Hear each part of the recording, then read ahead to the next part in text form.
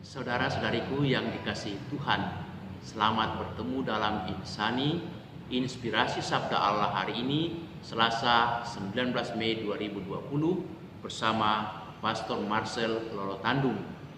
Mari kita berdoa dalam nama Bapa dan Putera dan Roh Kudus. Amin. Tuhan Yesus Kristus, kami bersyukur Engkau selalu menyertai kami dalam hidup dengan Roh Kudus-Mu. Dialah yang akan membimbing kami pada jalan kebenaran, jalan kehidupan dan keselamatan. Berkatilah kami supaya kami semakin mengandalkan Roh Kudus-Mu dalam hidup, dan semoga Roh Kudus selalu bekerja dalam hidup kami, terutama saat ini lewat sabda Allah yang akan kami dengarkan dan renungkan. Demi Kristus Tuhan kami. Amin. Mari kita mendengarkan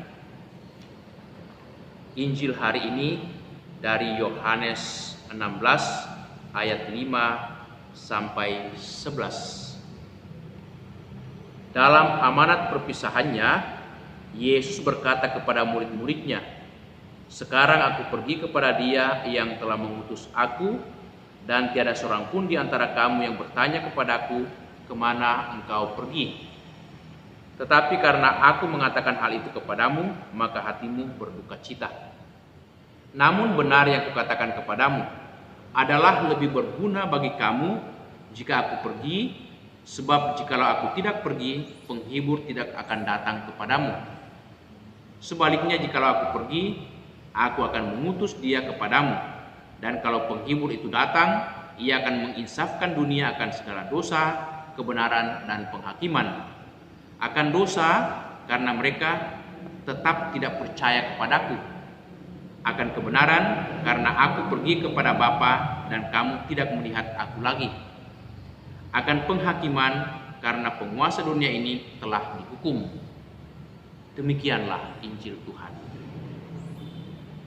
Adalah lebih berguna bagi kamu jikalau aku pergi, sebab jikalau aku tidak pergi, penghibur tidak akan datang kepadamu. Sebaliknya jika aku pergi, aku akan mengutus penghibur kepadamu. Saudara-saudariku, Yesus mengungkapkan dengan terus terang bahwa Dia akan berpisah, akan meninggalkan para muridnya. Pernyataan Yesus ini membuat para murid sangat kaget, bahkan mereka mengalami kesedihan yang luar biasa, mengarah kepada keputusasaan karena hidup mereka terasa hampa kosong tanpa Yesus sang guru, karena mereka begitu menaruh harapan yang luar biasa, harapan yang sangat besar pada guru Yesus Tuhan kita. Namun Yesus tidak akan meninggalkan begitu saja para murid, meninggalkan kita semuanya, tapi dikatakan kalau Dia pergi, Dia akan mengutus Roh Kudus-Nya, sang penghibur. Dan Roh Kudus ini mempunyai peran yang luar biasa, akan memperlengkapi kita dengan karunia-karunia yang kita butuhkan dalam hidup. Khususnya dalam bacaan hari ini dikatakan Dia akan memberikan karunia keinsafan dunia akan segala dosa, karunia kebenaran, dan karunia mengetahui akan atau sedang berlangsungnya penghakiman saat ini. Nah, saudara-saudari, Roh Kudus menemani para murid yang disebut oleh Yesus hari ini adalah sang penghibur sejati. Mengapa? Karena Roh Kudus ini mempunyai peran yang luar biasa. Dikatakan Dia akan menginsafkan dunia akan segala dosa. Mengapa? Karena dunia kehilangan satu hal yang paling utama, yang paling penting, iman, ketidakpercayaan. Dunia tergoda untuk terus-menerus itu mengandalkan itu hal-hal duniawi, mengandalkan diri, mengandalkan kemampuan, mengandalkan itu materi-materi. Itulah juga yang kadang-kadang menggerogoti kita semua sebagai murid-murid Yesus. Kadang-kadang kita hidup dalam andalan-andalan duniawi, bukan hidup dalam iman, sehingga kita mengalami yang namanya kedosaan. Kedosaan karena kita itu hidup menurut semangat duniawi, hidup menurut keinginan duniawi, bukan hidup menurut Roh Kudus, di mana kita lebih senang yang namanya pertikaian, kemalasan, iri hati, kecemburuan, kenikmatan duniawi, mabuk-mabuk, pesta pora, itu yang membuat dosa-dosa manusia atau dosa-dosa dunia semakin bertambah.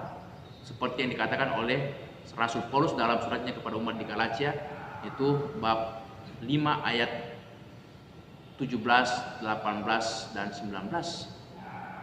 Nah, karena itu dikatakan Roh Kudus Sang Penghibur datang ke tengah-tengah kita, juga selain memberikan karunia mengetahui akan dosa kita, juga karunia kebenaran bahwa Yesus adalah satu-satunya jalan keselamatan, jalan kehidupan, dan jalan kebenaran kita, seperti yang dikatakannya dalam Injil Yohanes bab 14 ayat 6.